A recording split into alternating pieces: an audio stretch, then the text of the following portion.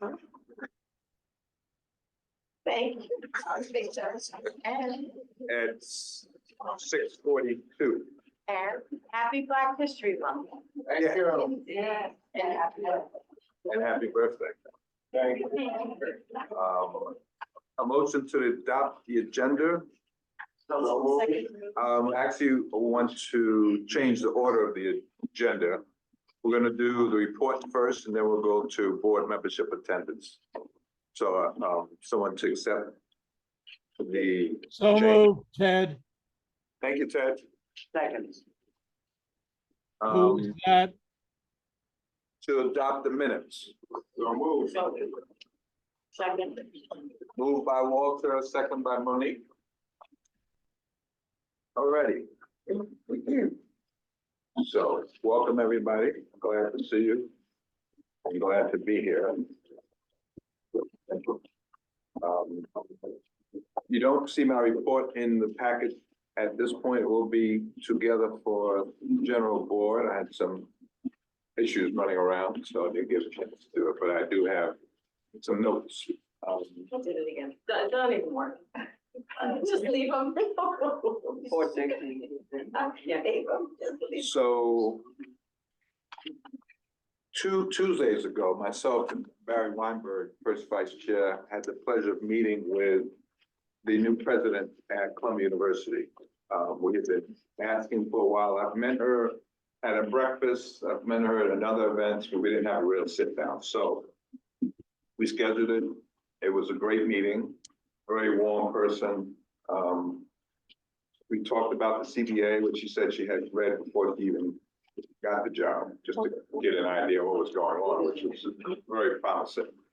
We spoke about education and scholarships. I told her that one of my roles has been to monitor the CBA.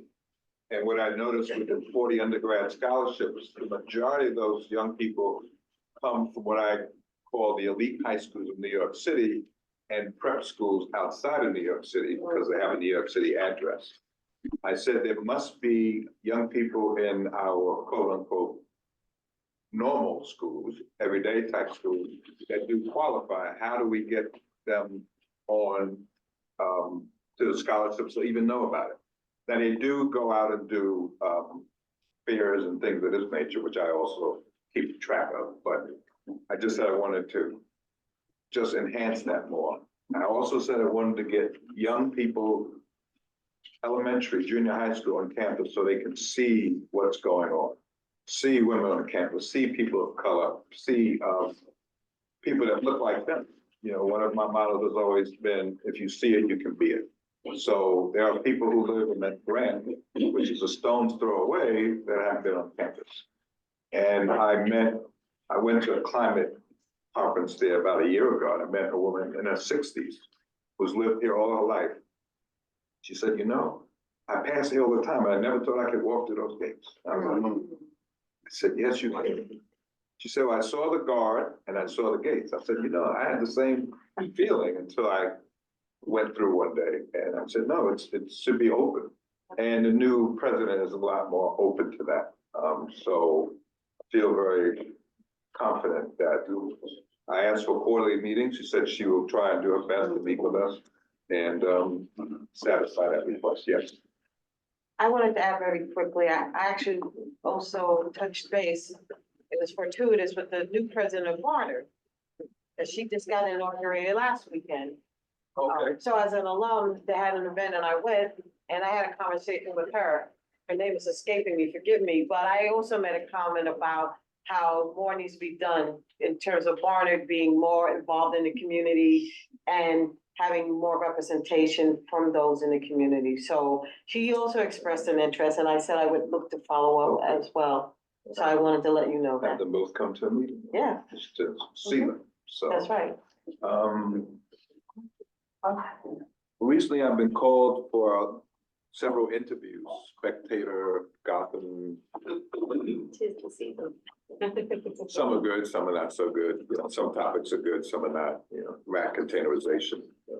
Anyway, I just want to remind, I'll say it here and say to the general board that we have a policy that precedes me that the media speaks to the chair and the chair alone. I did meet with Daria and Tina this week with the spectrum. So if they do reach out, we can do it together, but we want to keep one voice. I think that has been the focus of having one voice, not someone saying something. They said, no, the chair said this, but the chair of the committee said this. So rather than have that, I'll speak or we'll speak together. So you know how some media people can do kind of oblige you. So There have been moments where I've gotten like 5 requests in 2 weeks, and I always send them to the office. Yeah. right. Because I personally don't like interviews, but if you need our assistance in answering their questions, of course. Which I will. Yes. But yeah, I usually just send them on to the office, but they can be a little pushy. Yeah. Especially some of those students where you're like, is this for something? Yeah. So I just wanted to put that on the table.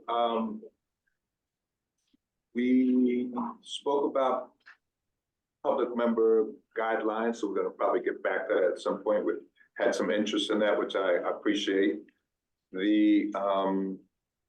I've spoken with a few board members this week, some that have resigned or resigning, some others that are having attendance problems. And I just want to bring it to attention. Sometimes we can possibly move people to other committees to fit their schedules.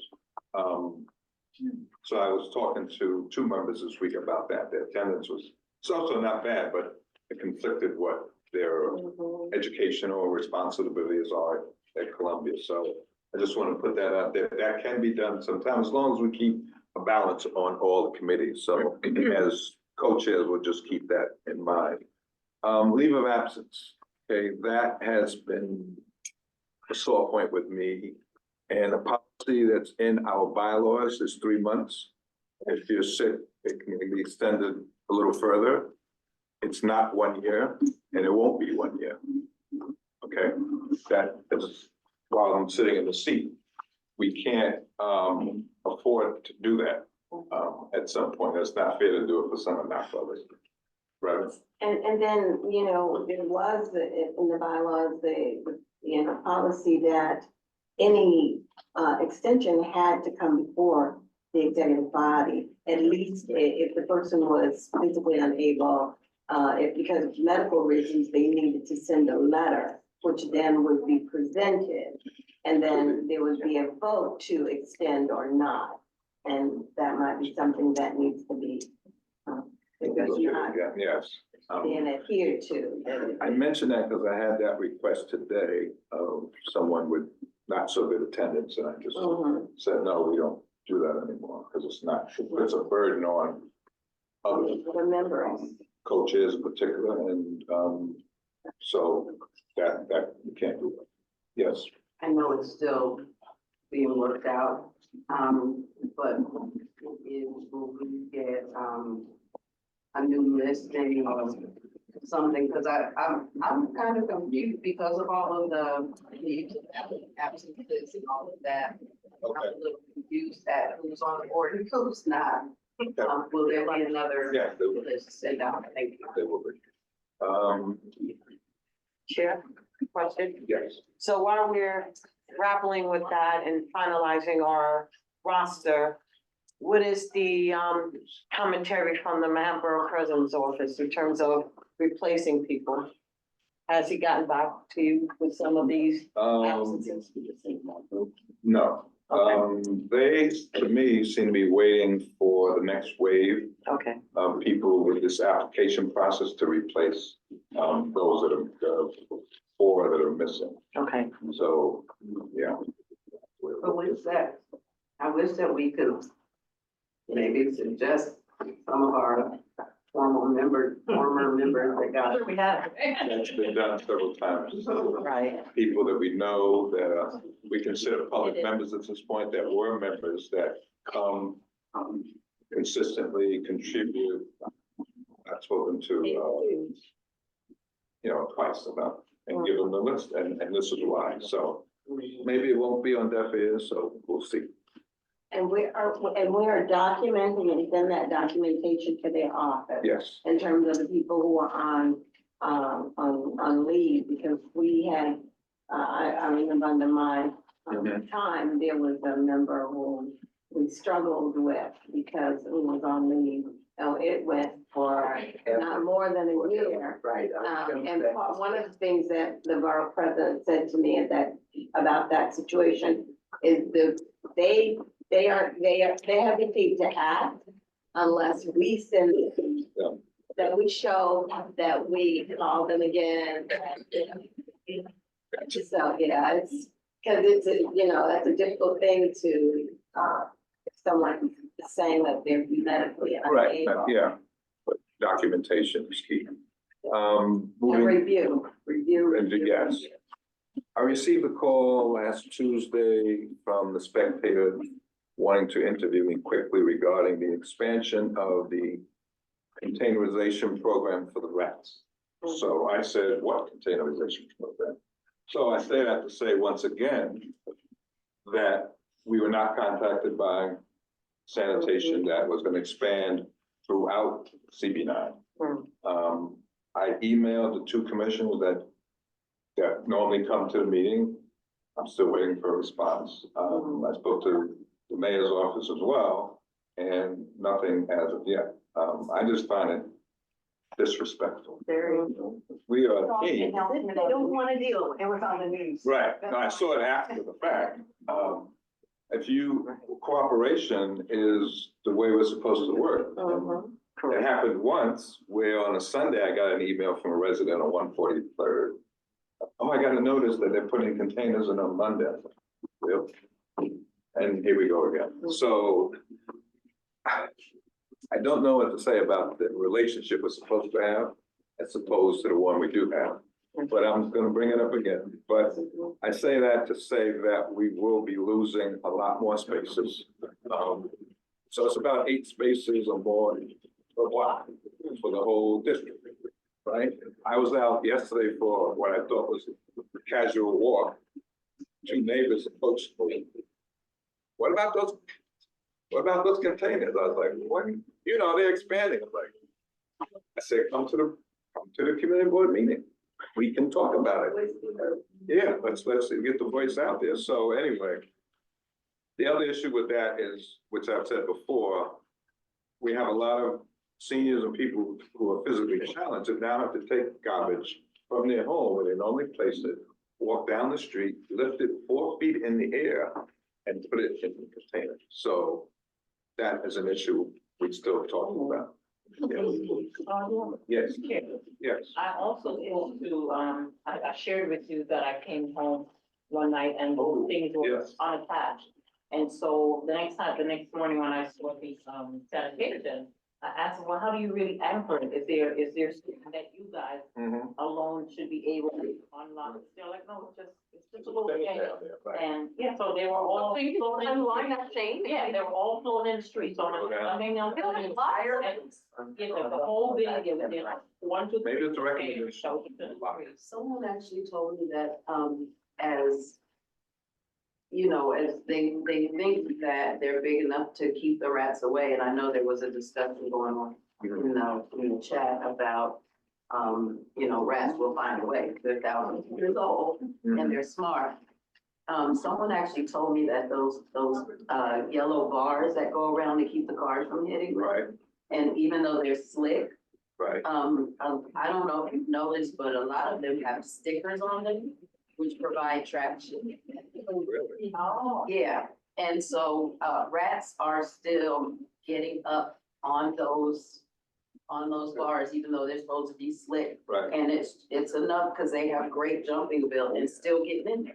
But they can't get in because you have to lift that up. The lids are up. Always loud. up. Yeah, the lids are off. Yeah, it's always up. Yeah. Always up. Something we'll bring up. Well, it'll be here, general board. Yeah. So we'll bring up those issues. I mean, Yeah, there's Yeah. so many other ways, there's so many other places that have cans with better closures. And it's as simple as that. well, one of the old, I did the interview with whatever station it was, and I showed them a spot where a lot of the Channel 2, the buildings had put their own cans, metal spent money, put their own, all they have to do is lift it up, take the bag out, you can't get in there at all. I said, in those blocks, I said, yeah, those blocks, at least then you put less containers, but I don't think they wanna go to the sidewalk and pick it up. So you're saying metal cans, it was just regular old fashioned? No, they, We had built. Built it- something. it- Oh, built like a Right. truck, Right. and there is the recycling 3 bins. And then the lid. Metal lid. they don't get in there at all. Metal, and no rats can get in there. But then when you took your garbage out, you just put it on the sidewalk? No, what do you mean when you take? Well, that's what you would do. I'm And saying, you mean at the time, but you don't sit it out before. I don't sit out all day. Right, that's what I meant in terms of the coordination with it not sitting on the sidewalk for a long time for the Right. guys to get to, because we still have a lot of garbage bags still on the. So with this, Yeah. all the sanitation work would have to do is go to that receptacle, take it out, and throw it in the truck. So we never sit on the curb. Yeah, see, we don't, like, my nephew doesn't necessarily, sit that out early. Right, It's when the truck is coming down, and some of the, okay. drivers will just go and pull them out. See, I mean, I've never seen that, so that is how But it you should. have to let them know, because they also prefer that. Yeah. Because one of the things that I've they never get too seen that. busy and they pass us, we don't complain, because it's not ever overflowing. Right. You know, so when they come back on Friday, they take the whole Got it. bag out. So they don't always take the bag out on Tuesday. I'm sorry, I had one more question or comment. So the other thing that was on TV too was these new garbage trucks that I think are supposed to be side load and.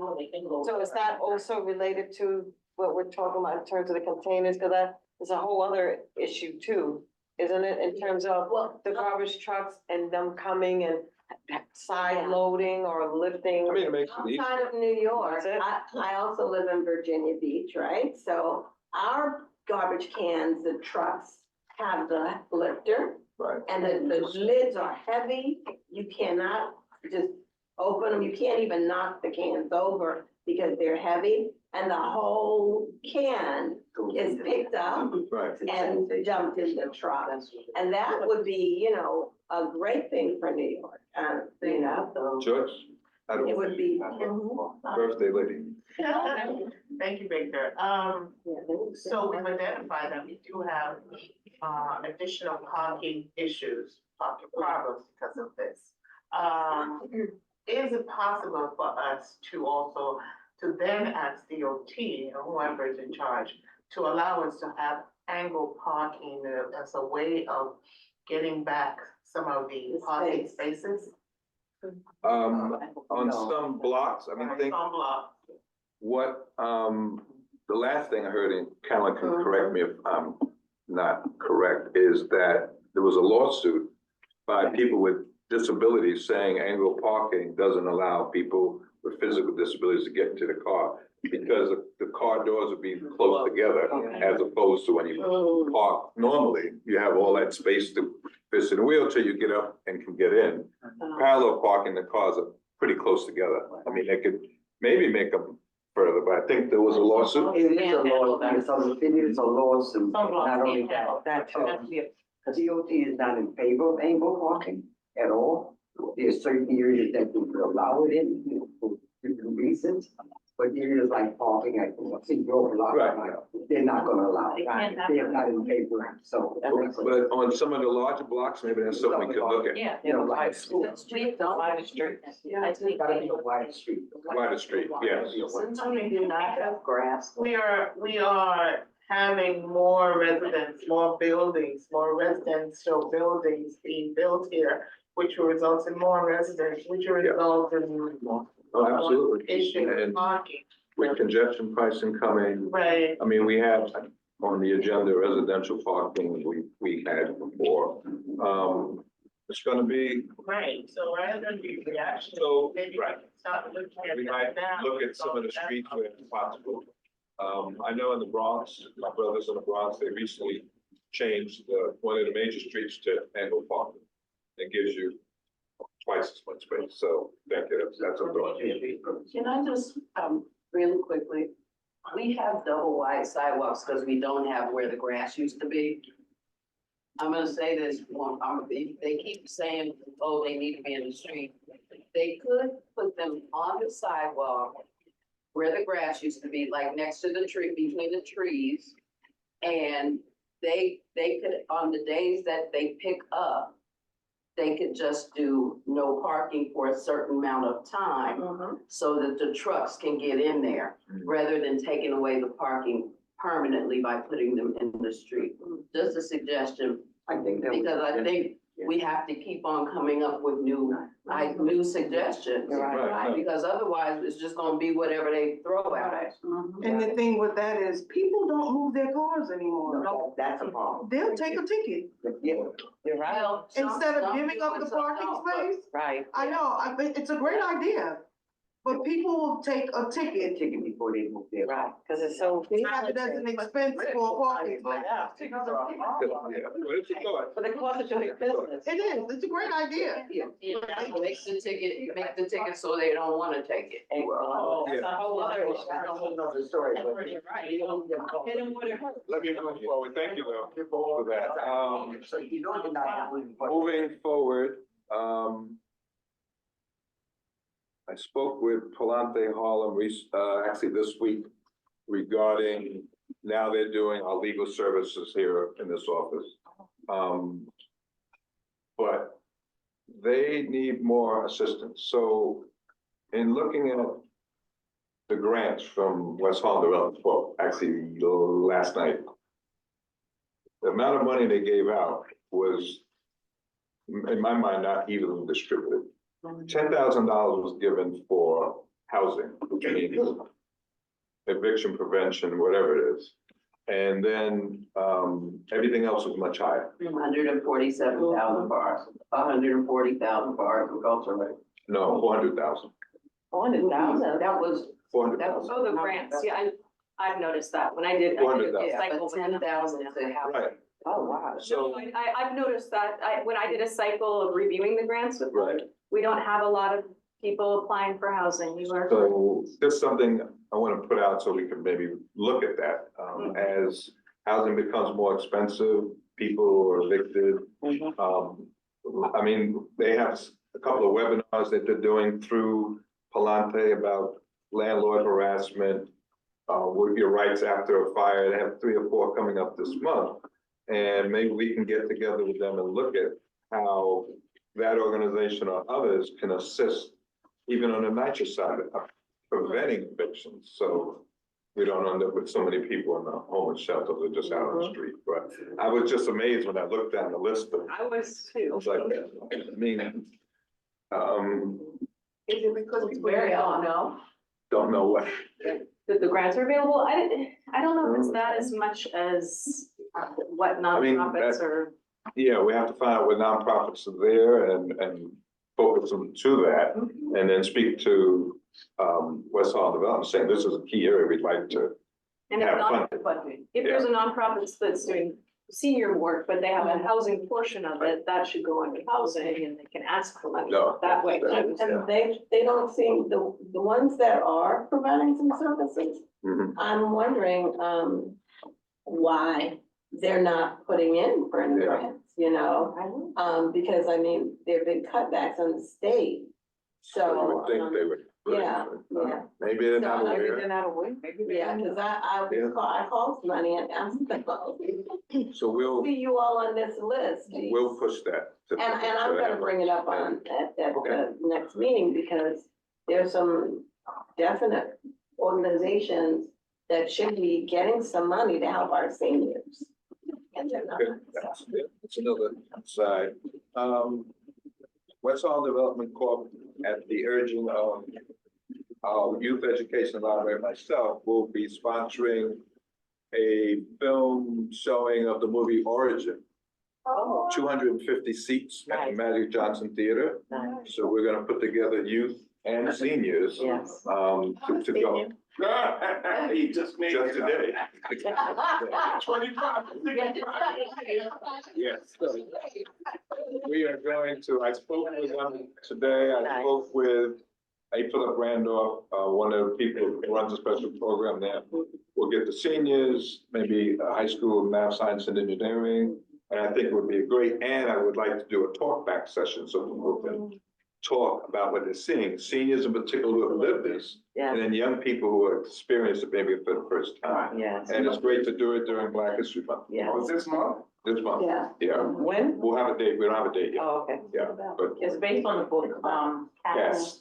yeah. The young sister, she wrote a brilliant book. And The caste system? well, the cat. There's some eight pillars that are eight pillars of the, yeah. So she talked about how that system is manifesting and how it's still even now. Any questions on the report? Motion accept. I can't remember. Second. Okay. Second. Thank you, so moved. So on to the treasurer's report.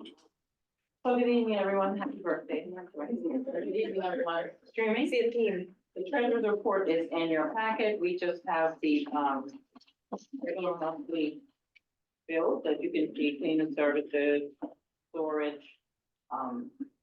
So you can review that at your discretion. I think we want to talk about, I also want to bring up that, district manager Utah, if you have not submitted, for your funding, Discretionary funding, if you haven't done so, we need you to submit your proposals.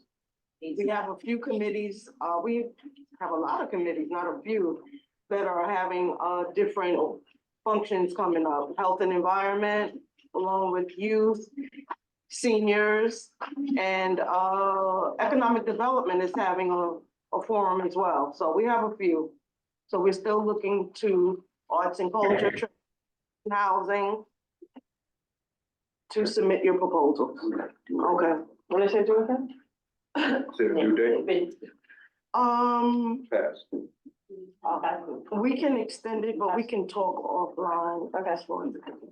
And the other thing is, I'm sure a number is gonna be discussed, but we know that we're having our upcoming, public session on our preliminary budget, so review your budget for the agencies. That's my report, thank you. Thank you. My question, You have a question? How much money is available for each of the, committees? Between 1,000 and, between 1,000 and 1,200. And that's for the year.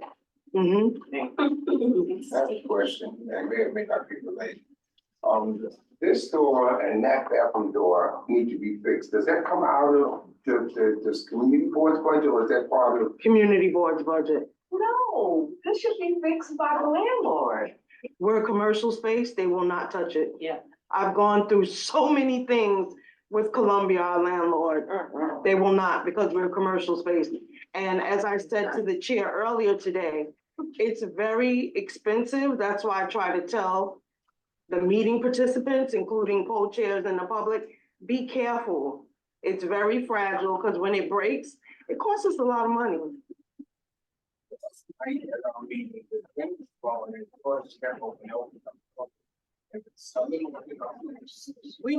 Well, fingers crossed, it's fixed. It's just ajar now, so that people don't have to have a problem coming in and out for this meeting.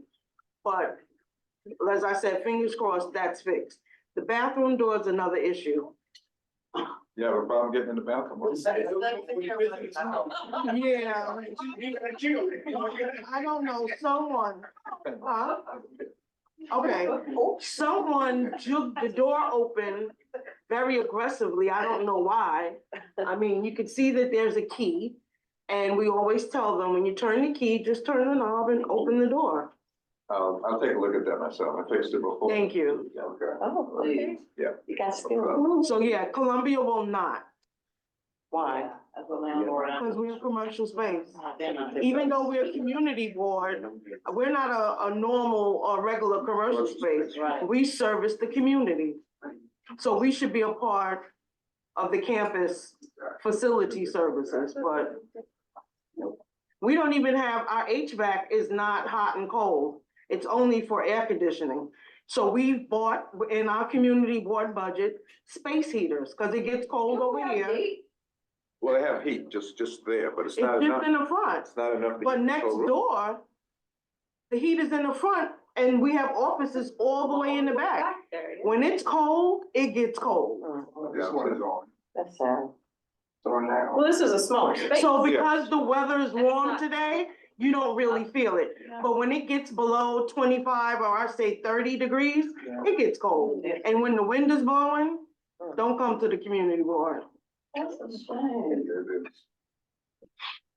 I know I'm gonna pay for it later, as my grandmother say, you gonna have arthritis. No, Yeah. find that out. Well, that's how they used to, yeah. Yeah. Finding that out, whatever the vibe. Because dogs don't have no itch. That's right. Yeah. They have no itch. District manager's report. The district manager report is included in your packet. I just wanted to make mention on a few things.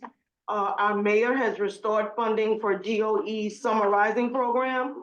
It's an academic and enrichment program for NYC students, grades K through 8, and it's pending upon the seat availability. I know personally that the Rising Program is great for parents that are working and that are disabled. It has activities for kids during the summer, and it's a great program. So I was happy to hear that funding was restored. And as you all have or may not have heard, SYEP applications are now open. The deadline for application submissions is March 1st. We have the link I have the link available in my report, and we will share at the general board meeting. Also, CEC, that's the community enrichment program that provides trainings for community boards. They have, Civic Engagement Commission trainings. CEC is hosting trainings in several subjects, including language access, Department of Buildings rules, home ownership, housing discrimination, and conflict resolution. More info is included in the link in my packet. And starting March 1st, in addition to what we heard about sanitation, starting March 1st, all businesses, that's March 1st, 2024, all businesses in NYC must have bins with secure lids. They will be issuing tickets to keep bins are kept outside, facing the building, or 3 feet to the building line. And they're set out after 8 p.m. or an hour before closing, business closing. So they're gonna get really harsh with businesses if they don't. They had a soft, a soft awakening, and they've been encouraging businesses to attend different seminars on how to store the garbage. So beginning March 1st, no exceptions, you will get a ticket. So if you know a business, They were giving out, warning, actually, writing Yes. citation to churches. oh, really? Wow. Oh, wow. So they're trying to make NYC rat-free by not having any raw garbage on the curb. Right. So, I know. So I'm wondering about those vendors that set up on the street and sell food. And and they discard food once they break down. How is that going to be Yeah. enforced? They get tickets as well. If you catch it. if you catch them, if you catch them. Catch them if you can, yeah. And also, as I stated, there's various forums going on in the district, CB9 sponsored. Just take the thing out, go through. Included in my packet is the health forums flyer. If you, No, hold it. Oh, take it out. with the QR code for registration, I think it's a fantastic flyer that they designed. So you could share it with your neighbors. Oh, yeah. And last but not least, as the chair stated, Department of Sanitation will be at our full board meeting on the 15th. And if you want to come to discuss your concerns about the containerization of CB9, as the mayor stated in his press conference about a week ago, CB9 will be fully containerized the fall of 2025. So if you have neighbors, friends, relatives that are concerned, please encourage them to come to our general board meeting. We'll have the assistant commissioners there and they can voiced their concerns at the meeting. Excellent. Yes. I'm gonna bring that up next week too, but like, I got a small, it's a small block, mostly all brownstones. They're gonna leave the garbage cans at the curb with no way to, secure them. I don't understand how that's gonna work. We have one. The containers are gonna be on the street. Uh, They're gonna eliminate parking. Right. oh, so it's gonna be a permanent thing. Yes. Oh, yeah. On Yes. both sides of the street? One side of the street. We're no longer in test period, in other words? No, no longer No testing. longer test. So we don't know the outcome of what they've done. Well, where's the Did- test? No, I understand, but that, like, What was in the terms of outcome? results, right, what was the outcome of the test, like? Well, Well, they said that rat signs Rats. down 68%. 68% decrease in rat complaints. So they see that as a success. So what was Yeah. the pilot? So I mean, I still see rats next door to us in that vacant building, so I don't know about others. Do you see less rats now? You do? My super has said that, yes, he's seen it. I've seen them. But, Okay. but that's coming from other measurements, I believe, because I think, like on our block, I think it has to do more with the mediation that we are doing. When people stop putting out the garbage early. The other thing is the buildings further down from us, where they used to have piles of black bags. They are now putting out big blue containers and putting bags in containers and then not putting the black bags out until about 1 or 2 a.m. So So again, which variable is actually playing? We've thrown all these things together, we don't know which one. it's not putting, so I don't believe that the containers in the street, that the few that they put out, because they've not put out any on our street. And we have a reduction in rat activity. But it's because of the mediation that our buildings and communities are. So we're doing things that have eliminated, the rat activity. That's just like 142nd Street. Their block association, if you have a good block association or residents that really care about the block, then it's a success story without the containers. Right, But if it's not, so they're looking at the overall picture. I could also say that we've gotten a lot of positive reactions to the containerization from schools. Because kids would have to walk through garbage to go into the schools. Now with the containers, it's clear, so. But there are other ways to have containers. Yeah. I believe in containers, Mhm. because that's what's worked on our block. But we don't need containers in the street. Yeah, You know, we need to look at ways to have the containers. Well, I live in a house, and you don't want, Right. but guess what? I also don't want rats. Right. So one of the things we've done is, every house doesn't have a container. It's like every 2. And some people don't have the built out container like we had but they have the big, heavy duty, garbage containers. Right. so they let their neighbors put their garbage? Yeah. Okay. Oh, okay, but see, so that's my point. If it's a pilot, I mean, you're collecting data, we haven't had a chance to review it, analyze it, evaluate it, and then determine how to move forward. That was my only thing, facts matter, not feelings, facts. That's what they want. And they need to include us, community. They need to have like a town hall meeting and let us all come together and talk about. Well, isn't Sean Abreu the Yes. chair of? Yeah. Okay. He's calling it a fire. It's part of the problem. Yes, Derek. I would have to testify on behalf of containerization.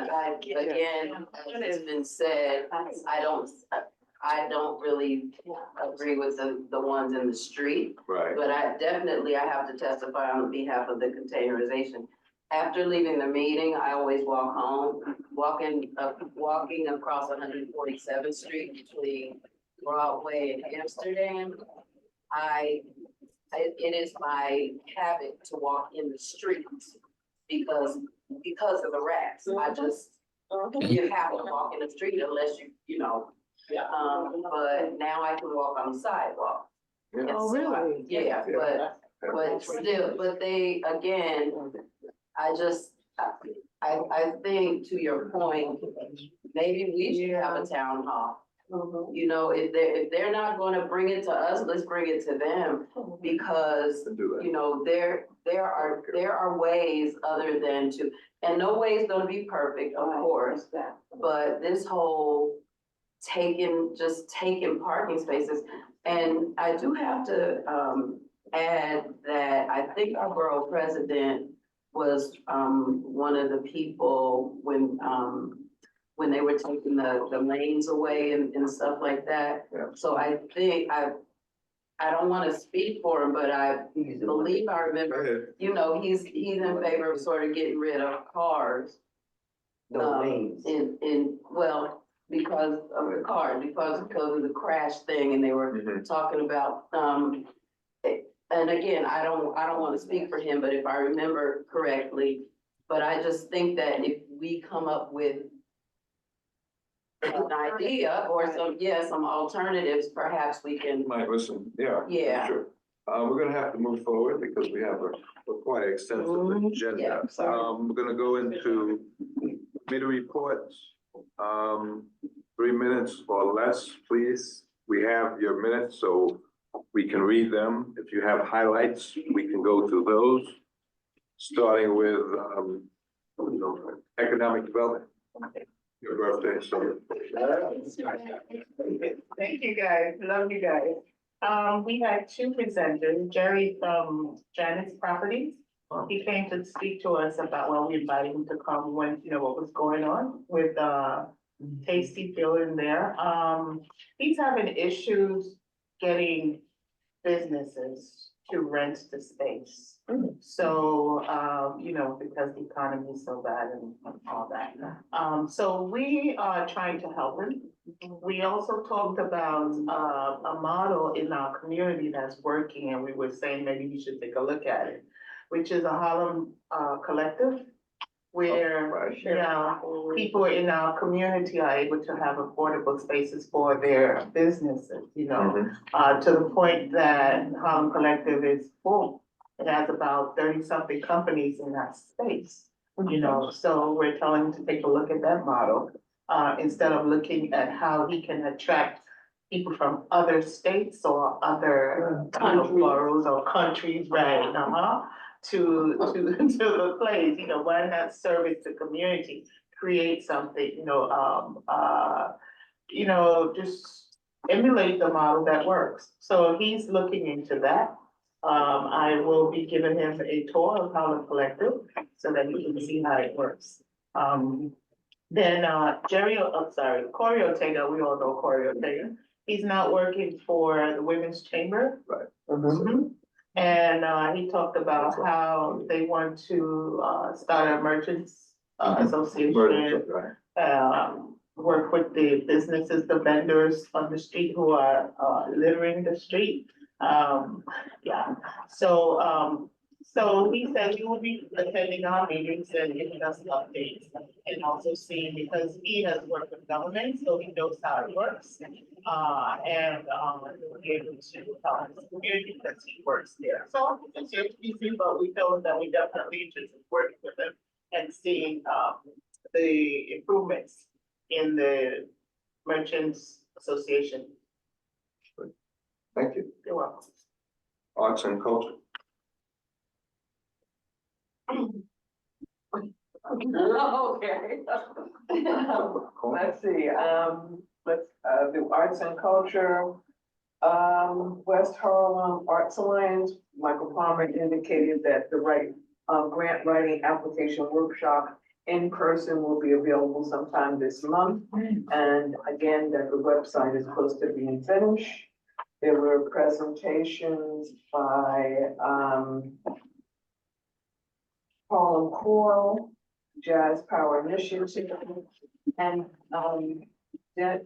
Jared from Riverside State Park came and gave a presentation of all of the services that are available. And with open arms, he wants us to consider Riverbank State Park our home. that's our backyard and we should be able to utilize it. And he really wants us to, be aware of what's going on and, utilize their facilities. Harlem Stage gave a presentation, Sisters and Cherie, belly dancing for all you ladies. And they have a class at, Riverbank State Park. Ladies and men. Thank you. Who cares? Can't go. Harlem One Stop gave a presentation and, Jazzmobile. The Arts and Culture Committee is having an initiative to involve local artists. And there's a flyer and an example of the application for, artist showcase. This is a call for artists of the community, Void 9, for visual artists to provide their works. We're also in the process of trying to obtain space to exhibit the space.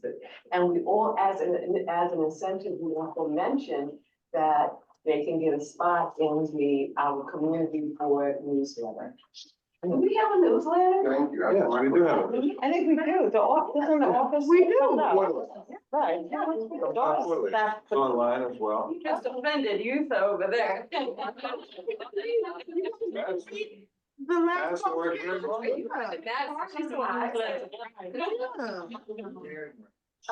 I just add that our Crawl Harlem, it has a resident, on Governor's Island. And they actually last year they have a house. Every artist had a room and you can have like studio space. And then the deadline actually ended, but because he came to our meeting and was so impressed by everything that was going on, he is extending it for CB9 especially, until the 15th of February. We're trying to get in contact with him because I thought that he was going to be sending us information, but we haven't received it yet. What's the So, name of the organization? Art Crawl Harlem. Okay.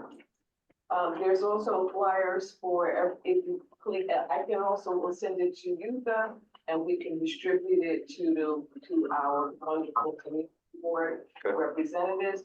And please put it up everywhere you can think. We're going to be sending it out with our arts dissemination committee. However, we need to have it posted everywhere possible. So, that's it. Thank you, ladies. Uniform service? We had a very brief meeting, there was nobody there, but it's all within myself. We had Captain Rose come to the precinct too. I invited him to introduce himself to the committee, as well as the members, but no members were there. PSA 6, sent their 2 new officers there. So I'm there to introduce them too as well. So we really got nothing done. So Rose is from where? Captain, Rhodes is from the 30th precinct. That's our new. The new, right. And the new 2 PSA officers are from PSA 6. Okay. Ted, you had a comment? Yeah, I'd like to make a comment, and that is, it wasn't that nothing was done. It was that certain things were not done. We have had for a period of time dealing with the 120th between 120th and Riverside and 120th and Broadway. They have refused to give alleged programs that they had for dealing with the situation of angle parking. They said they had, let me finish. They said they had other potential problems with that, and they would be thinking about putting plans in the center of the street. And we asked that they would give us programs on that. And they have not done it. And they did not even excuse the fact that that was not done. Can I finish now? Okay. And I So- really well need to respond. Okay, gotcha. So can I finish? Oh, but we're good. Lyle from DOT was saying, yes, we did get an email stating that they are not gonna do anything at the 120th Street Angle Park due to the fact of lawsuits, okay, at this point, they're not gonna go forward. That's the only reason for excuse that they gave, okay? Going forward, Lyle said he'll get back to us if he had any more information. As of yet, I have not heard from him, but that's the only thing that went out was an email saying they were not going any further with 120th Street. Okay, with that being said, as I said, nothing was really done because we couldn't do nothing because we had no quorum. There was nobody but three of us there. That's why I said what I said. However, we'll see what happens next month when Lyle comes to the meeting. If I hear any more from DOT regarding 120th Street, but at this point, I don't think we're gonna get another answer. No more than the one that we Okay. have. With regard to that, the answers that were supposed to have been given were 2 to 3 months ago. So whether there was a quorum or not is a question of why are they not responding? And They did respond 3 months ago. Ted. now, They did Helen, respond. let me finish. Well, you keep cutting me off. We are not getting the response and respect that we deserve. All right, so noted. I will take it up with Uniform Services myself and maybe go one level up, Mr. Picard, and Because- see what we can do. I intend to get in touch with the borough president if we don't get anything. Okay, we'll speak about that, all right? Okay. I can get involved in I'm happy to talk with you. Okay, thanks, Ted. But they did I have a respond. question. Yeah, one question. 131st Street and Broadway, the seniors are saying there's a pothole situation or something affecting where the wheelchairs or the utilities can come on. Sidewalk or? I think it's the side of the street. So I would like to know how we can, they mentioned this a couple of months ago, and I asked anything the next thing. So I'd like to find out what the procedure is. I'll send you an email tomorrow. Oh, hold on. Yeah. So if you get a chance, can you take a picture? I will. That will help. 135th and Broadway. Yeah. I know, Maybe- CDC is working over there and they have some metal plates in the street. Okay, So it's under construction. okay. Well, what's in Francine lives right there, so I can. Maybe Yeah, see it's 33, exactly what it 33. is. We can All right. see, maybe just be an indentation where wheelchairs are having a problem. All right, moving on, parks, landmarks, Miss Heather. We had a very lively meeting. A lot going on, but I'm gonna keep it very short. Okay, And getting back to Denny Farrell Riverbank State Park, they're having regular movie nights. An upcoming movie we haven't received a date yet is the conversation between Malcolm and MLK. oh They yeah, have that. February 24th, I believe. Okay. 5 p.m. Yes. All right, so, thank you all for that date, because Leslie didn't have it at our meeting the other night, so just look out for that. At the Hort, the Education Center, they're already accepting applications, I believe, for their summer internship program for high school students. So that is up and running. And also at Riverside Park, they also are now accepting applications for their summer high school interns. And I think they will receive like $1,000 stipend Oh, at nice. the end of the summer, so that's great. So important to note. And we had a, presentation from New Yorkers for Parks, and they're seeking a letter of support. And it was interesting to note that New York City has a very large amount of acreage of green space, but yet we're very much underfunded in comparison to other large cities around the country. And so, we'll be getting a letter of support together shortly, hopefully for next month, to, make sure that, the Adams administration continues to fund our green spaces. We also had a, presentation from CODA Alliance, and this is an LPC application for egress bulkhead windows and doors. Quite a few of the members pushed back and abstained, so we weren't able to, take a positive vote. They're gonna go by, look at the space. This is located on St. Nicholas Place, near around 150th or so. And then the bulkhead that they're building is visible from the street, and there's some issue in terms of communication with the neighbors, because they want part of the reason, even though the bulkhead serves egress space, and they also have more activity on the roof. So we asked them to communicate that to the neighboring buildings, and to get buy-in from them, but there was a lot of pushback about trying to obscure that bulkhead that they want to build if possible.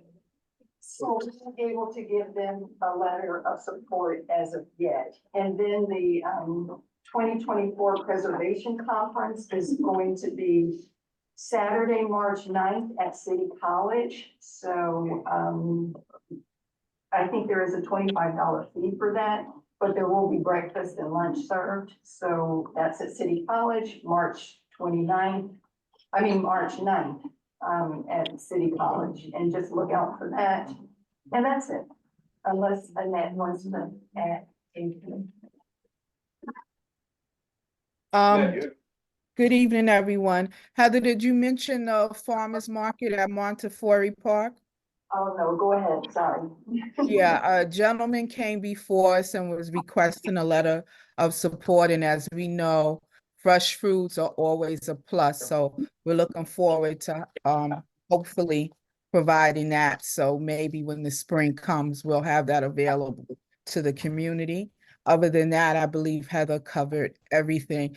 The only thing I would say about CODA is, although she is providing great service to the community, I think she needs to make an effort to have her neighbors come in and give their opinion on whether or not they support having public activities out on that space, even if it is yoga. It would really help us support them. Great, thank you, Annette. Thanks, Annette. Thank you for that. Sure, well, this is one of those months that we've not had our meeting yet, so we're gonna be squished for Okay. next week, but I can tell you what we're gonna talk about. And first of all, thank you all for your public hearing input at our last meeting. That's all been put into the city, and yeah, that was very important, so thank you for devoting all that time to it. So our meeting's on Tuesday, of course, and youth, I have a question. Did HPD get back to us about presenting on unlocking doors? No, that's the thing. They're not mandated to attend community board meetings, and definitely not evening meeting. Okay, But so, the borough president's office is trying to work on something. okay, it would be great if we could just get an update. Just so you know, it's a new program that will invest up to 10 million to renovate distressed rent stabilized homes and connect New Yorkers experiencing homelessness with access to those homes. It's a pilot. The city will provide up to 25,000 for qualifying repairs for up to 400 rent stabilized homes that are currently vacant and unavailable for rent. That's the top line of that. We're also going to discuss the green track for housing. I can tell you about that a little bit as well. Green fast track for housing will allow NYC to build sustainable housing more quickly, streamline the environmental review process for small and medium-sized residential developments. This is not apparently ULURP as in having an official public hearing and all that, I believe. So, it's just, yeah.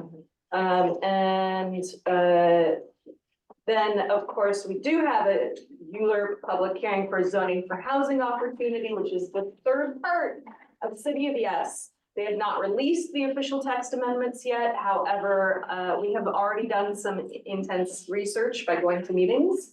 And our good friend Clayton has made some very good notes at the last info session. There are about 6 or 7 major points to this text amendment changes. A big one I want us to really pay attention to that would be an all-city change. Some of them are more outer borough changes, like ADU dwelling units is going to be brought up. But one we really need to pay close attention to is universal affordability preference, UAP, which is going to allow buildings to add 20% more housing if the additional units are, of course, affordable, but whom and how and what, right? And who's monitoring? And the all-encompassing AMI question is up again. We might have some sway to make sure that AMI stays at, an actual affordable rate, which is, I think we can push for that possibly in this. And this could help us push for that. So. Thank you. But there's more points. There is an online document if anybody wants to read that and learn more about. And also for HPD, one of the things that they need to be called out on is that they're all into this, putting homeless people into rent stabilized units. But what are they going to do in terms of helping those individuals have capacity? Because the thing that I'm seeing more and more is getting really bad. It's gotten so bad that I'm feeling like I need to go sit down and chat there, because we are losing housing because we started the housing first model. And all of those, not all of them, but 75% of the individuals that were taken directly off the street, put into brand new apartments, then destroyed those brand new apartments. And then once they fill the apartments up with trash and whatnot, then they go back out in the street. So there's a way to work it, but the city, nobody wants to spend the time working it. And that is, they have to do a better job of transitional and then get people into these stabilized apartment units will be phenomenal for people who have developed capacity. But they keep putting people who do not have capacity in housing. Right. And I will come and talk to anybody, because I'm not just talking about what somebody told me. I'm talking about something that we did. We proved it worked, and now it's not working. And it's not working because of this new model. We'll have to move on. Right, Just real quick, exactly. I'm sorry, real quick. They'll need to put a staff in those buildings when the clients move in, because a lot of them are not yet geared as for activities of their living, number one. And number two is the DHS, Department of Homeless Services, are more worried about reducing numbers off the street and on them than they are in making sure that the people are. Feel free to join our meeting Tuesday night at all. No, it's a numbers game. And it's exactly. All right. Please join us Tuesday night. Very good. YEL, Deidre. So we haven't met yet, we'll meet next Tuesday. Oh, But, right.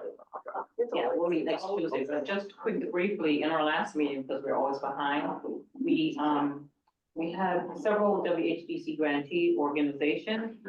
Two that stood out, America's Force, that's been around for, quite some time, where they have youth, they teach they poetic athletes, where they instill writing, poetical abilities, as well as their athletic abilities, to teach them the discipline of, creativity, being equitable and experiencing other opportunities in the field, on the field, outside of the classroom, and just, it's a great model. Then we also had the Prescott Institute, which is peace fencing training, named after the athlete Muzinga Prescott, the Olympic champion, Brooklyn native. So they're now partnering with two schools in Harlem, Eagle Academy and Hamilton Grange Middle School. Through the grant, they've already exposed 95 students to fencing, and of course, we know that fencing is one of, can't afford fencing, really, truly, most of our schools, this program is free. And for each child within the school, there's average school is free, and so again, the opportunity of learning this is really essential. Mr. Green, and we have one of the most phenomenal fencers right here in Harlem. Exactly. Who lived for years in Lenox Terrace, who was teaching fencing. I'm gonna, now that you say that, I'm gonna get his full name, because. Was it Peter Westbrook who took on him? No, it was, his last name was Green, but Peter Westbrook did a great, He also, he lived on 145th that's right, and, St. Nick. right. You know? So I worked with Westbrook, I think. Yeah, the other part, I think, Laquita's here, so she can talk about, our partnership with. Laquita, Health and Environment. Yes, good evening, everyone. Our last meeting did have a quorum and, although we did have a quorum. And primarily, we discussed our March 16 Public Health Forum. There's a lot of moving pieces. I want to thank Yutha and her district manager's report for recognizing our flyer, getting it out. I also think it was well done. It was done by Edwin and with the QR code where people can register. We hope that community board members will come out. We need you to register. One of the important things is we will have a mammogram van there, which requires 20 people to be signed up before it comes, however. And I know we know women who need mammograms. So I'll send that registration form out. I'll send it to the office as well to be sent out and added. But we'll be sending that one out because of the registration, pre-registration and screening. Once they have the 20 people and they're there, they will do screening on the spot. There will be colorectal screening as well. This public health forum is co-sponsored, thankfully, by Columbia University Irving Medical Center. They are responsible for the experts who will be talking about clinical research and trials. And I believe that that's what will single us out from some of the other health fairs that are also terrific. But here, our community will be getting knowledge about various, whatever, they haven't told us yet, the research that will be upcoming related to cancer, but that's one of our requests, and they're all forms of cancer, of course. Maternal mortality, we are very concerned about, and we want that to be one of the key issues. Sickle cell anemia, the recent cure, very important. There will be highlights presented on that. And there's an aspect of mental health. Victor sent out today a report on this neighborhood group that's becoming reactivated in the community. We want to do something on mental health. We will definitely have the youth mental health piece on the 3rd floor, and that's being run primarily by Tau Omega Charitable Trust. They received a grant from West Harlem Development Corporation, along with our very own youth education and libraries. So that's going to be really dynamic. They want some of the parents if they want to sit in as well, but that's going to take place on the 3rd floor. We have about 20, so let me go back. With mental health, in addition to the youth, we are hoping that we can get someone at Columbia to also deal with the stress issues. We're not quite sure yet. CUNY will provide some aspect of presentation, but theirs may also be possible around their table in small groups. In addition, all of us research is working with Hunter College. And again, at some of the tables with very small groups, standing, they don't have to necessarily be seated. They can be given information at various periods of time. So the flow is still being processed, and you'll hear about it. Just please support us, and you'll be getting more information over the next couple of weeks. Thank you so much, Laquita. I really appreciate the job you're doing on this. Good bit of it by yourself. I know Edwin is on leave, but helps out some. But Edward he's been see what you fabulous, said. yes. Okay. Mhm. Cannabis. You have anything to report? Very quickly, we met, we actually worked on guidelines that I'm hoping that we'll present at the next meeting. Because we're pretty much there. We had, I think, 2 applicants come, and we interviewed those 2 applicants at the beginning of the meeting, and we had someone from Cannabis NYC come and talk about their work and the support and resources they can offer to people looking to apply for a license. And I would say that's about it. Daria, did you want to add anything? One of the applicants was one of the people we already said no to. And they were insistent that we tell them what we voted. Oh, yeah, That was interesting. Okay. yeah, and we did, so. All right. All right, that's it. Thank you both. I think that that's it for. No, it's not. Oh, sorry. Stepchild is here. All right. I heard your voice so much, I thought you had gone. Oh, I keep going. All right, so, Mr. Rose, Alfred Road from MTA came. Army's kicking in. There's, with the seniors are gonna be mailed the Army cards to be able to refill. Only the seniors, not for disabled and not for the fair program. So those people have to either do it at those, they're putting up, of course, token booths are coming out. So all of the token booth workers will be working as customer assistants. The MTA machines that are there, and the Metro card machine will be replaced with the refilling Omni. So, I mean, he took a lot of heat because they kept throwing it at him. But I was concerned that when they rolled this program out, I didn't really hear anything about a public hearing. They do that when they raise the fare, but I didn't hear anything about, because, there's things that I have a monthly card.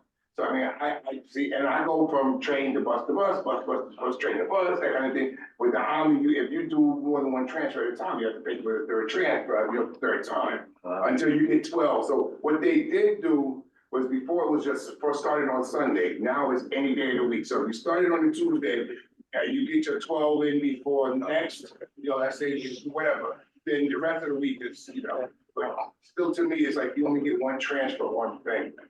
Let's see, so he's coming to I'm going to speak at our event in May. Let's see what else he said. The seniors want to know, they're still gonna have the mobile vans and check casher places to be able to refill the new cards. There's a lot of talk about fare evasion. I don't understand how he kept talking about the train, the new turnstile thing. There's more people sleeping on the buses than anything. I said, bad choice of words. Bad choice of words. Paying people to take all of the seats, Okay, so they kept throwing questions at him, but he stood there and he took it. So he's coming to our event in May. The second person that spoke was. Before you go on to the next, Carolyn had a question. You're thinking about MTA. Hold on one second, Ted. We've had, I'll read several times, about this, so I'm saying, you should have came to our meeting, because they explained all of what you're saying now. Well, I want to explain to the seniors, so, so they kind of know, because I'm also a senior. It's gonna be a year before they replace Omni. So, 1 year before Omni, they replace MetroCard. All seniors that have a senior MetroCard, they have there 1 year before they get it on. That's not what he said. No, that's what. Okay. What I'm saying, if you have a senior MetroCard, Yeah. you're not gonna get an Omni for a year. because they're not ready for it yet. They have, the machines are already up in certain stations, so how many machines are up? But you can't just buy it. You'll see in your car, goes to the mail. Right, If you tell that car, you're not gonna get one for but it. the system is gonna go, the Army is going system-wide before the end of the year, so everybody has to. So, well, just check it out and get back to it. I will, yeah, and we'll be pictures on the car, you see what I, the second person was, Miss Monifa Mott, MA-18. She's from the Yeah. Foundation. She explained what she's doing with her. All right, Ted. 1 second, Ted, you still got a Okay. question? Should I go on or should I wait? I'm Wait, ready to find out what I can put down in the minutes. Because Or- unfortunately, I believe it was Walter, and I couldn't understand the report. And Oh, because he's been Well- back, so you. Oh, I'm sorry. I need you to go back so I can respond. And what's important to me is that I have a decent record to, Ted, my report is in the packet and I mailed them out, so you could, I'm basically reading off of what I got. It's in the minutes, in his minutes, so Yeah. you can refer to his minutes and get a summary of it. is this the Seniors. senior? Correct, this is the seniors. Okay, I will put that down. All I'm right. sorry, Ted, okay. Another person I I said was. appreciate it. Walter, you have done so much work. I just wanted to make certain that you were able to get the hair from 3 minutes to say work thank that you've done. Ted, I got, including- I got work with it, please don't, don't. Thank you, Ted. Again, Miss Mott, did a in-person, stretch and stuff with us. She would like to come also to our event. She would also like to come talk to the arts and culture, so because she's got a hard project. Oh, you heard, okay. So I'm thinking, also, Mr. Ortega did come, what's his name? Corey Ortega also came to our meeting because he wants to meet with all the committees, wants to know how he can assist. My good friend Will Haggis from George Bruce. George Bruce is under construction now. Physically, it's not open, but a lot of the classes are online. He doesn't have a completion date yet. And they're doing the tax, I put the tax break, he sent me a flyer where the seniors can go and get their taxes done at the library. So that's part of, it's on the packet, so.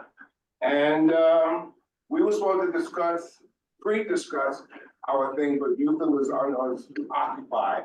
So we will meet with her. In the meeting, I occupied in 100 things. I was in a meeting with the borough president's office and the chair of the board. Yes, so she was not available to us. Anyway, that's basically it. May 10th, don't forget, May 10th at May 11 to 4. Thank you all for the vital information. I appreciate it. And we can, get this out to the community as well. I take your minutes very seriously. I read almost all of them each month, which takes some time, but I find out stuff there when I can't make a meeting that is very vital and pass along. So thank you so much. We are gonna move on to board membership attendance. But now we're going into closed session. Yes, we're now going into closed session. So we'll get back to you, those on the line. We can just take it off, we can just take it off record. Oh, sure. No. No, but they can't be No, they here can't- while. They can't be present. No. Can't they be put into a room though, instead of removed? Yeah, very Oh, I don't. I'm just taking. We'll figure it out another time. No, it's not. Put in waiting room, that's the. Wait, Back on. got it. Thank you. Thank you, Daria. Okay, Laquita, Okay, so just briefly, we were inspired by Governor Hochul's recent legislation that passed to establish a New York State Directory of Doulas and added funding through some Medicaid coverage and other 4.5 million annually to support regional perinatal centers. So this has been a long-standing issue in our communities, and particularly among, I think the order is among Black women. I think Asian women have increased even over Latino women in terms of infant mortality. So we really wanted to make our statement, be supportive of the governor, and encourage the proper use of the funding. Okay. Any questions on the reso? Move. Wait, sorry. Here's one question. Laquita, I know we made some edits to the reso that were Clotilde had provided more data. to Yeah, strengthen the she reso. actually did not, they were asking for data on our areas, Morningside Heights and in Hamilton Heights. And she found general data, and she mentioned the Bronx and Queens, but we didn't have any more local data. So in terms of this one, we don't have it. If we just don't have it. It's kind of hard to get that locally. Now, Cheyenne Murillo is the one who from DOH had asked us to look at a couple of things, and I just didn't have time, but if we have that data, she thought it would help us with zip codes 10031 and 10027. I think we could probably add. So if we have those, if what she pointed out does allow us to add those statistics for our area, we'll do that. If you Okay. allow. And that's Yeah, all we want to do, is just add some supportive statistics. But what Clotilde and what she said and had was wonderful, but it didn't add to what was already here.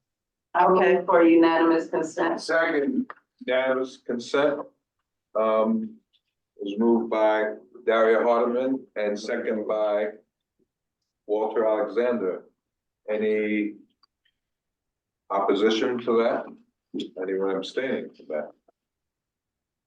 Okay, so. Thank you. Have data for this area here. Why are you adding it in? Why, man? So if we have data? Well, the data that was added originally was too generalized, but we're looking to add the local data.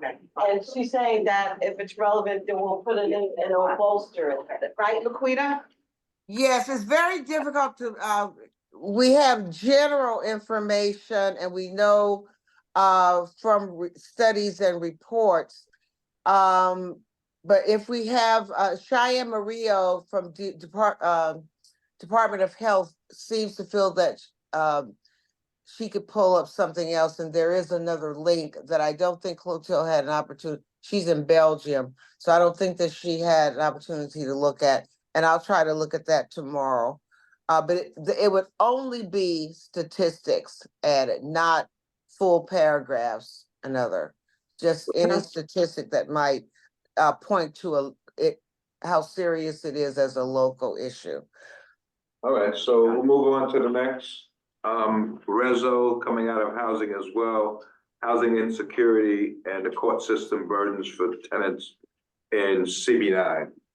Okay, coming out of health and environment, we were dealing with the elements of stress and oh, I got rid of the wrong document.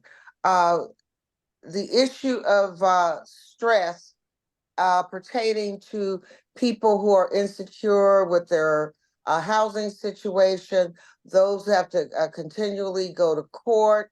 Even if they're working, they might be on in some particular jobs where it's very difficult to get off.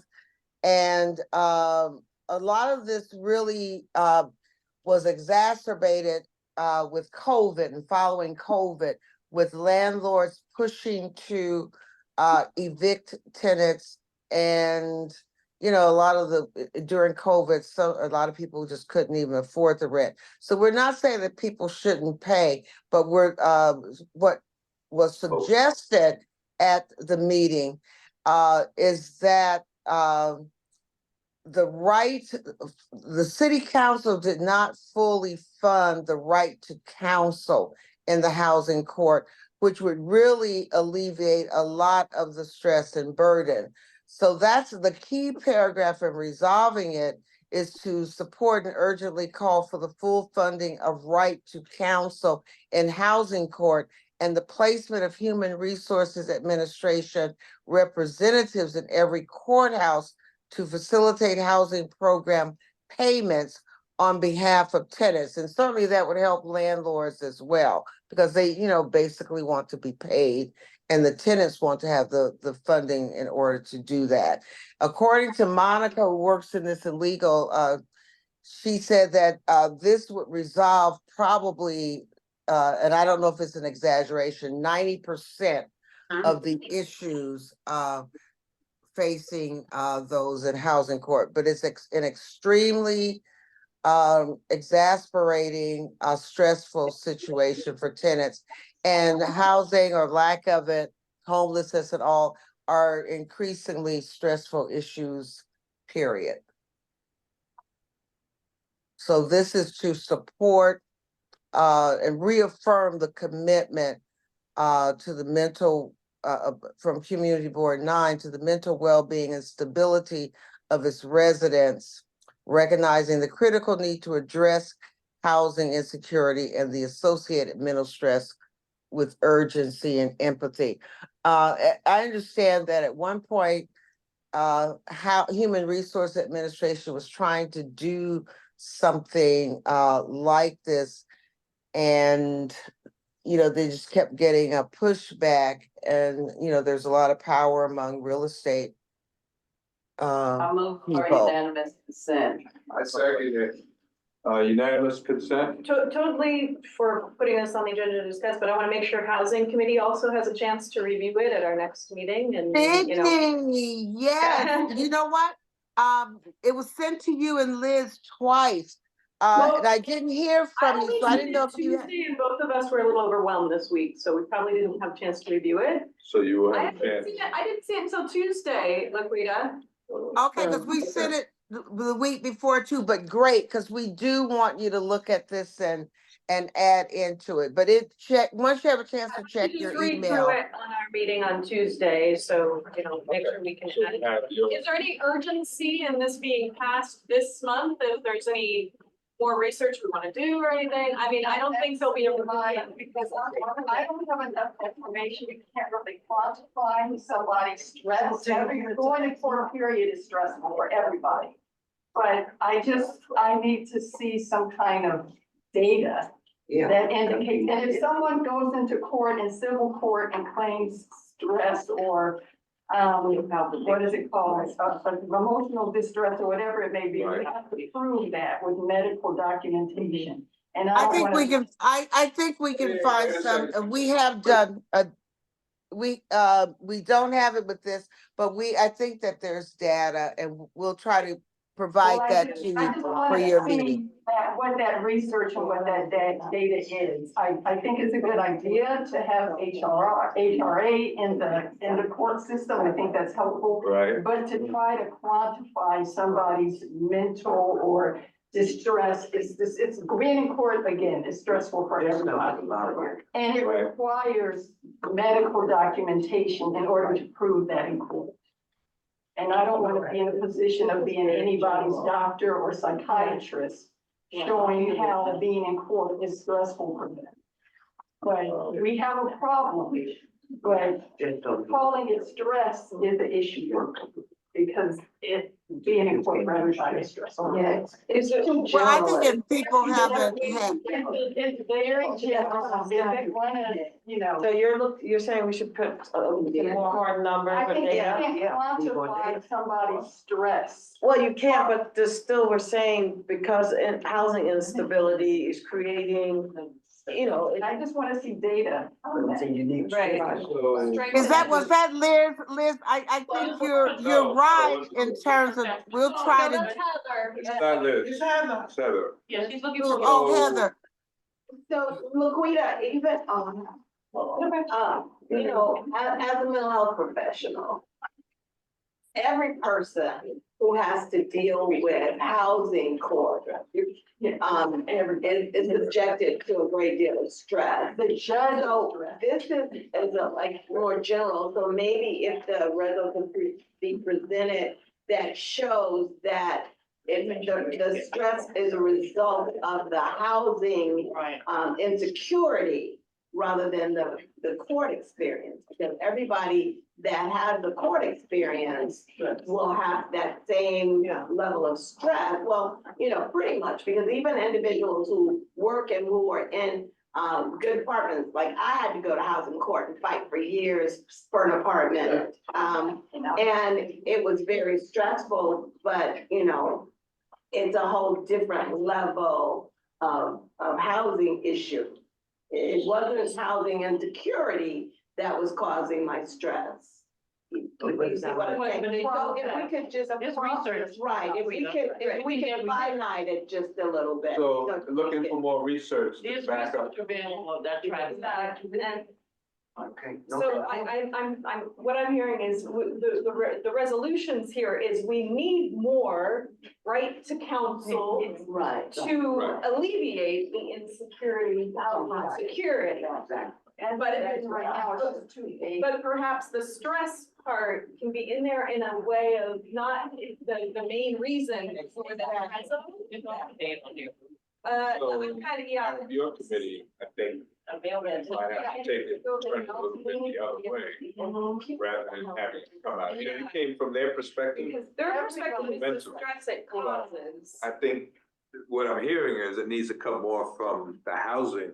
Yeah, and I would say we have to wait till next month then, because there's a lot to put on us today. So, Lucreta, is there any chance we can come on Tuesday to discuss this? There's a lot, I'm getting so much feedback, so it's hard to know what's what. But Signy, I think you asked if I could come to your meeting this coming Tuesday? Yeah, I mean, listen, first of all, can we hold on that? Can we table this? Yes. Can we table? the motion to table, Yeah. It's a motion to table. move to table. Ted, And let me explain I have- to Lucreta why, so that she's had feedback, a lot of, Hold on 1 second. yeah. So motion to table by, Ted here. My motion did. Ted here. yes, Ted. I think we've seen a situation like this before with the moving into the Transportation Committee. And I would strongly recommend that this is definitely a housing issue more than anything else. And we need to be responsible about making decisions within committees together. Yeah, that point's been made. It's going to housing, Ted. They're gonna take a look at it. Laquita did send it before. It's going back. We're gonna table it. So the housing committee will have enough time to evaluate it. Then we'll move forward. Thank you. Let me just add that, to say that in terms of health, every single committee, if you look at it, there's some aspect of it where your health can be impacted. Yeah. Same thing with our, same thing. So we don't argue that it should go and be part of other committees. We're not saying that, but we're seeing situations and issues that we want to respond to. And we as individuals, sometimes in the committee, or in response to just people we talk to in our buildings and all, know that there's a situation. So,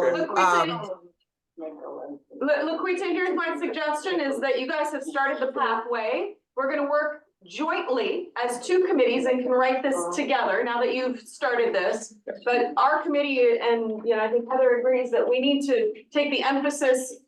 What you're looking for is to relieve stress in housing courts. That's what I'm saying. yes, and we're fine with that. So that's why it And was support sent to for you. right to counsel and all of that is going, So- so it needs to be a joint committee. We agree with you, but we need a little more time. I don't think it's an emergency situation. There's nothing that causes emergency There's here, no other argument than- there. There's Yeah. no Alright, argument so there. We we'll don't have to table- prolong it. But March it would be good to happen in March. But we'll you do know, our best, if but we we're can. tabling for the moment. Okay. No more discussion. Tabling till March.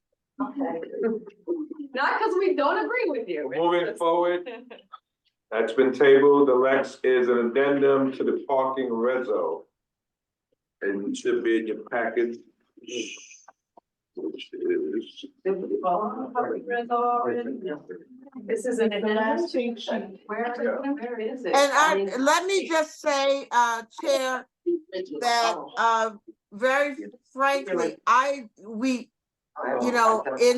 of respect for Uniform Services and Transportation Committee's concern that, they didn't feel that their perspective was added. Okay. I suggested an addendum. We got it, I saw it on Saturday. I didn't see that Friday, maybe sent that Friday. I sent it But before at that. Was. okay, I saw it, and I didn't say, Okay, I we didn't say you have it didn't now. send Let's it. move forward. We have it in front of So, ourselves. I don't Laquita, know, I Laquita. think it should be discussed by the, You- from this No. point by you. Yeah. Laquita, just step back for a second. We have it now, right? It's on the agenda. We'll discuss it. Let's move forward what you have here and then we'll go from there. The I addendum. think what I was gonna say is that I think it should be discussed by Carolyn, Solomon, and Ted. Okay. Well, Solomon is not here, but this is what Solomon said, okay? On He said, behalf I of, said- so he said that on behalf of, Of the On committee. behalf Of the of committee. Solomon, right, in the committee. right. Okay. Yeah.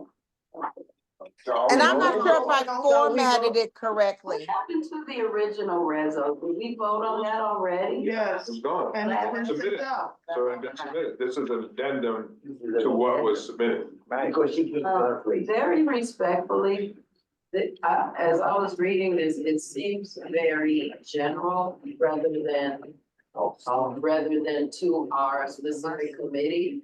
And I fear that it's a big ask already, but if we're trying to make a move for the entire city, I fear that we're less likely to get it done. He mentioned this at the meeting, the night of the meeting, when we passed, that we had this addendum.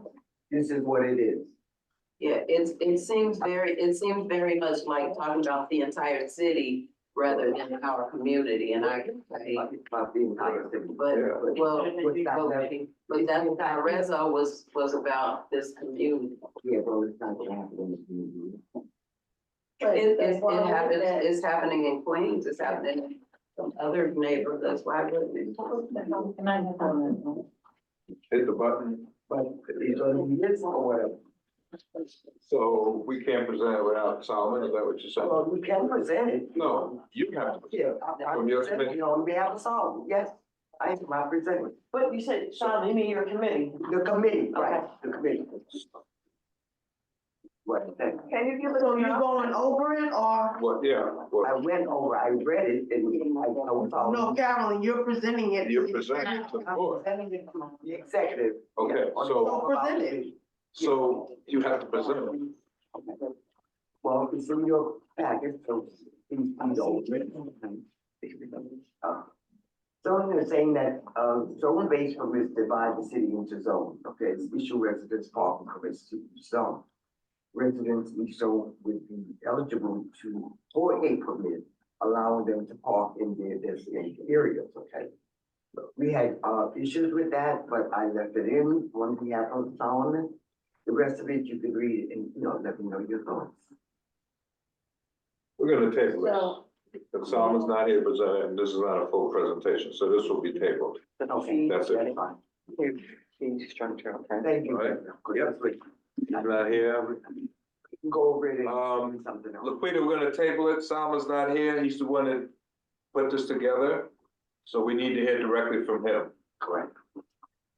Okay, And I think it should be in UST, Uniform Services, because it's their addendum, so, yes. We just wanted- That's what you said. That's why I say it. yeah. Just like the whole. They can figure it out. Well, And ours dealt with environment and health, so it's, right, you you know, did it from that perspective. Yeah. UST, they wanted to do it from their perspective as well. They did something, he's not here, so we're gonna table it, okay. all right? Even the addendum needs a little fine-iting, because being one of those people who can't find a parking space, coming in the evening and driving around and around and not finding a parking space until 11 o'clock at night. One of the reasons I stopped doing that and start parking in the parking lot was because of the environment. That because my car would be on the entire time, and that's detrimental, those gases. So we need to look at presenting it more in the addendum in terms of the recognition, or that the driving around and around looking for a space, or not having a zone-based permit that allows the driver to not engage in that kind of behavior is actually here and connected. No, I agree, 100%. I would say, Yeah. people are going over in the beginning, not, Right. Right. Keep in Yeah. mind, Right. you know, running around the streets. Because our community is very different from Midtown. Right. Correct. And our community is very different from, the south end of the island or in Yonkers, you know. Like I said, 2 o'clock, going around the street. All right. That's nothing new. That was So it's- before the pandemic. There's table Table. till we bring it. So, back. yeah. Go back So to- table, moving on, the same way. liquor licenses, UST. There are, in total, there are 12. It's for the 26. These are all new? No, Okay, the new liquor license are, got it. is Chicken, Mhm. Don Fran, next to, which is an old one, but it's new. And the Blue Room, which is a new. Okay, Okay, and then you go on to, Unanimous consent. Syria, that's a new one. And then the new, Sushi Dita, Old Crab, you Trustees of Columbia. And all of these are approved by the police. That's what I'm quite, Both priests have approved. Okay. No. That's just. Unanimous consent. now consent for the new applications first, Second. second by Deidre. Any I'm abstention? sorry, I need to know who made the motion. Second.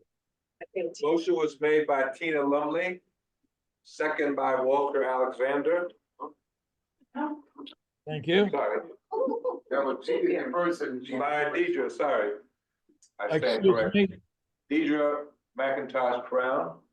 And then, Carolyn, she did the initial one, and I started singing hers for all of them. That's what I said. Yeah, I don't know, but you say we bring it down to the new and old, or we. No, Right, so we just did the new. Oh, okay. Now we're gonna do the old. That's why it's so confusing. Right, so for the next group, these are renewals, Yeah, Yes. and they've all been approved by the precincts they are in. they're all. Unanimous consent. Unanimous consent by Walter Alexander, second by Tina Lumley.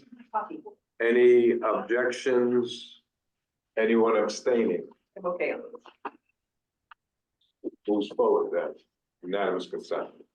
Alrighty, We have to corporate change. corporate change, Bono Italian Restaurant. What does this mean? That means that New owner? the owner has now added his daughter, his manager. So it has to go through the SOA, with no really change.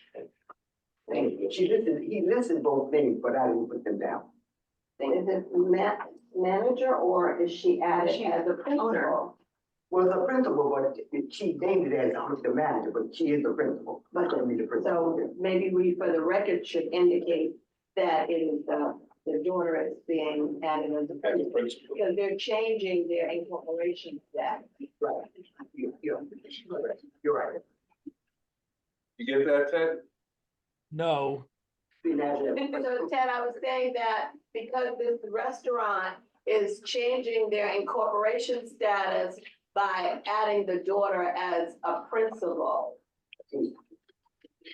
Because he's saying that he's putting his daughter in as manager, but putting somebody in as manager doesn't affect the incorporation. Right. But this says that it's a corporate change, which it must be that he is adding her not just as manager, but as principal. Right, exactly. Right. So you're changing the reso, Carolyn?